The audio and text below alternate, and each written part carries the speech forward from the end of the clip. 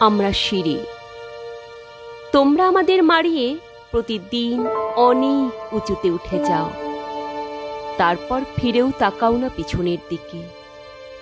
তোমাদের পদধূলি ধন্য আমাদের বুক পদাঘাতে ক্ষত বিক্ষত হয়ে যায় প্রতিদিন। তোমরাও তা জানো, তাই কার্পেটে মুড়ে রাখতে চাও আমাদের বুকের ক্ষত, ঢেকে রাখতে চাও তোমাদের অত্যাচারের চিহ্নকে, আর চেপে রাখতে চাও পৃথিবীর কাছে তোমাদের গর্বোদ্ধত অত্যাচারী পদধ্বনি। তবু আমরা জানি চিরকাল আর পৃথিবীর কাছে চাপা থাকবে না আমাদের দেহে তোমাদের এই পদাঘাত। আর সম্রাট হুমায়ুনের মতো একদিন তোমাদেরও হতে পারে পদস্খলন।